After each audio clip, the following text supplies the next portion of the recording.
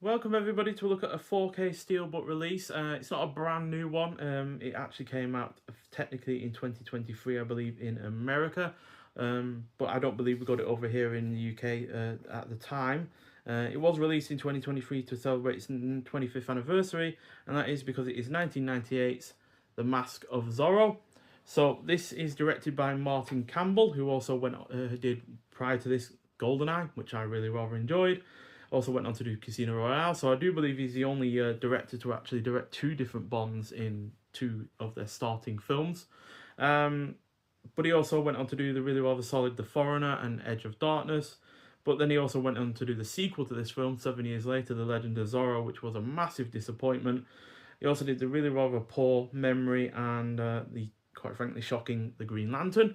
So a bit hit and miss with his career, quite frankly. But yeah, this is nonetheless a Western swashbuckler film, clocking in at 137 minutes long. Had a budget of $95 million, which is obviously quite a lot, but it had a box office return of just over $250 million, so definitely a success there. And yeah, stars Antonio Banderas, who's obviously in 17 other films.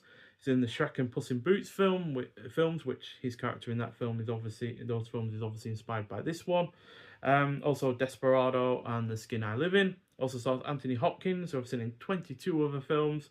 Excellent in The Silence of the Lambs. So he started off the 90s as one of the most villainous characters ever, and then kind of ended it with this one where he's not quite the villain. And yeah, he also was in The Remains of the Day and 3 of the 4 films.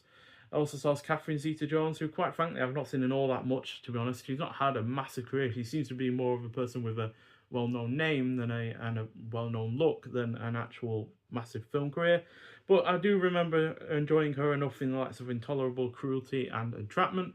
And finally got Stuart Wilson, who was in Hot Fuzz as the Doctor, the guy with the beard, and I think he gets blown up by that sea mine. And it was the lead villain in Lethal Weapon 3 as well. So it has been 20 years since Don Diego de la Vega fought Spanish oppression in Alta California as the legendary romantic hero Zorro. Having escaped from prison, he transforms troubled bandit Alejandro into his successor in order to foil the plans of the tyrannical Don Rafael Montero, who robbed him of his freedom, his wife, and his precious daughter. So this is a superb effort that provides entertainment aplenty while being wholly engrossing.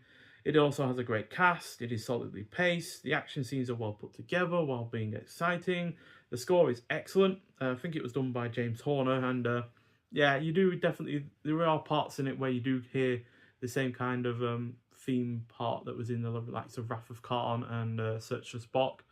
It's that when initially when Khan is approaching the Enterprise in another apparently friendly ship, and yeah, it's just really well done score, but I couldn't help but notice that in the score this time around. It is also well shot. The script has plenty of funny moments while also managing to be emotionally engaging. The stunts are impressive, and it is just all round fun. And it's a kind of, kind of adventure, swashbuckler, western kind of film that you just don't get anymore. This and the likes of The Mummy, the year later after this, do feel like the kind of film that has long since been kind of abandoned for more serious efforts tonally. And you can definitely see that between this and the sequel, The Legend of Zorro, only 7 years later, because that's a lot more serious. It kind of ruins the kind of chemistry that Antonio Banderas and Catherine Zeta-Jones characters have in this film. Kind of sidelines that whole chemistry and just, yeah, and I know why it does it, because it's part of the plot, and it ultimately obviously turns out that Catherine Zeta-Jones' character is having to be the way she is to protect her family and also help against this whole plot that is going on in the background. But yeah, it does rob that film of any kind of fun and chemistry that we built up in this film, to be honest, and could have been built up further to make it even more enjoyable. And also, that film had a massively reduction in budget, not only 7 years later, but also $20 million less. And it shows, because the action scenes in this are absolutely sensational, whereas the action scenes in the sequel do rely more on special effects somewhat. So yeah, just a little bit of a disappointment, really. And yeah, it is a great shame that we don't get these kind of films anymore. But yeah, really do like the steelbook look of this film, for this film.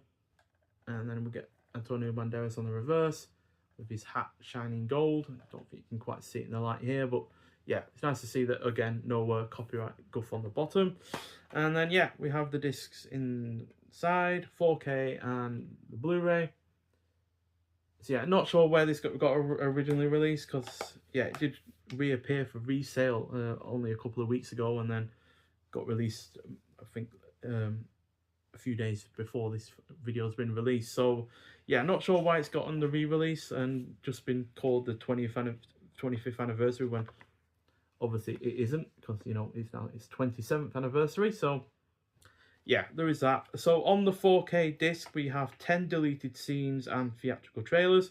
The 4K itself looks excellent and sounds great as well, especially when it comes to the explosions, especially the final explosion, which is still one of my favourites put to film, especially with all the sound effects that they put on it, with like roaring tigers and such and that. It's just really rather cool. And then on the Blu-ray, we've also got director's commentary, Unmasking Zorro documentary, 2 deleted scenes, and a music video by Mark Anthony and Tina Arena.